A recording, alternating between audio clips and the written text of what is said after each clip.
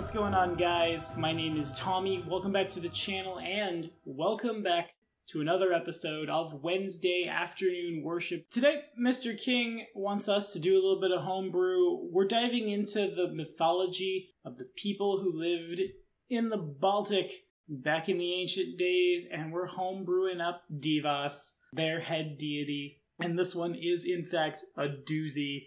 If you guys are liking what you're seeing, if you want more homebrew, and who doesn't, remember, hit that like button and hit that subscribe button today.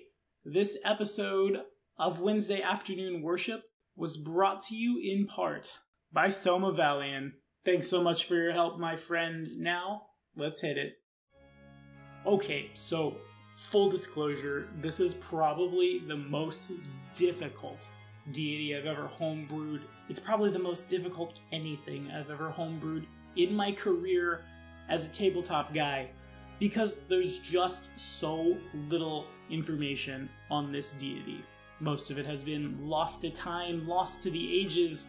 We're pulling from, I count like 8 open browser tabs, and I'd show you a picture, but I'm recording this at 1:13 Friday morning. Probably won't edit it till like that Wednesday. They'll be gone by then. I guess I could have screen capped it. Anywho, in the Baltic region of Eastern Europe, so we're talking Latvia, Lithuania, Prussia, Estonia, etc., Dievas was the supreme creator god. He was in fact the source of all good things, everything from peace and friendship to flowers and cute little birds. He also accidentally created humanity from the little flecks of dirt that fell from his face whilst he was washing it. His brother Velnius is not nearly as clever and tends to, be a terrible, horrible, evil person. And when Christianity finally made its way out here in the Middle Ages, Dievas was equated with the Christian god. And as a matter of fact, that same word refers to the Christian deity in modern Latvian. In ancient Latvian mythology, Dievas was not just the father of the gods, however, Dievas was the essence of all gods.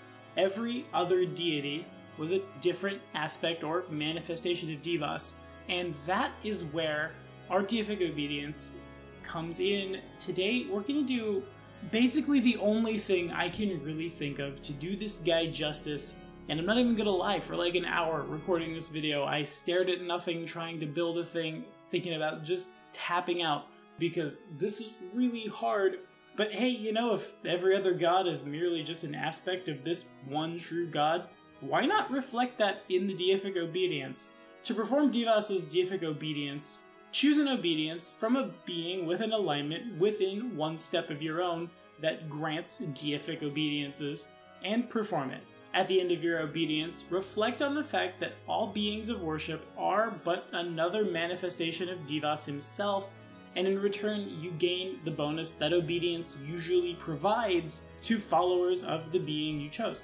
For his Evangelist, Sentinel, and Exalted boons, choose 3 deities with an alignment within one step of your own. Once you've made your decision, they cannot be changed. Each of these 3 beings provides one set of its boons into the list of boons you may choose. For example, a chaotic neutral character who worships Dievas could choose Callistria when determining whose obedience to perform, then Caden, Kalian, Pazuzu, and Gorum for their Evangelist, Sentinel, and Exalted boons, respectively. And of course, since all gods are but a different shade of Dievas, Dievas does in fact take worshippers of every alignment, and grant all domains and all subdomains.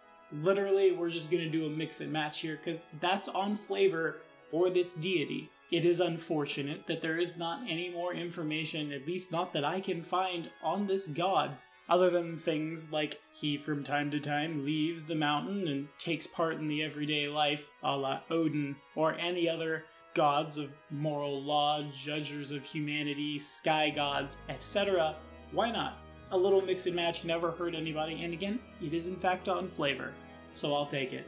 And for his boon, a la Planar Adventures, you may reroll a failed save, check, or attack a number of times equal to your wisdom modifier, though you must accept the result even if it is worse. Now, okay, you still with me out there? That was definitely not the obedience I thought I was putting together today. How do we implement this in your campaign? Well, I'd kind of done something along the same lines at the end of Lordly Caliber. All good deities were but a reflection of, like, the primordial good, all evil deities the same way, and people of different beliefs, different ideals, etc. would sort of have, like, a shared illusion, and that illusion would create, like, for example, Shellin. Though, yes, the deities of Pathfinder, the deities of tabletop role-playing games, well and truly play a very active role in society, there's still something that, in my opinion at least, the mortal mind should not be able to fathom. In my opinion, this literally should just go over everybody's head, because words too pure, images too pure. This is why, classically speaking, deities have heralds, right? So they don't have to divide by 0 when they come down to Galarian to make their mandate known. A god like Dievas is basically just all a part of that mystery, and of course, players and NPCs alike, with knowledge that Dievas exists, would probably need to go to great lengths to guard that, because, okay, let's say we let this guy loose in the Inner Sea right now. The followers of everything from Iomade to Rovagug and back again, if the knowledge well and truly got out that, oh, it's just a different incarnation of the same guy, right, it, like, throws the world on its head. And so the game writes itself, right? It's kind of that divine secret that gets out into the world, and whoop, now everybody's gone crazy. You, and you over there in the back of the tavern, you 5, you're a party now. Go fix the world. And that's what we have for this deity. Mr. King, I hope I did a good job. I hope this is good enough for you. It's still, this was definitely the most difficult homebrew I've ever had to do in my entire life, but I'm happy with it. I think it's fun, I think it's cool, and again, if you think you can do any of this better, throw it in the comments. I'd really like to see really what the rest of the community can in fact come up with, but that's all we had for today. Thank you guys so much for watching, and again, as always, be sure to like and subscribe for more videos. The next episode of Wednesday Afternoon Worship, where we're doing another homebrew. Thank God this one's a little easier. I didn't mean to make that dark joke, but I did anyway. It's Lucifer next Wednesday.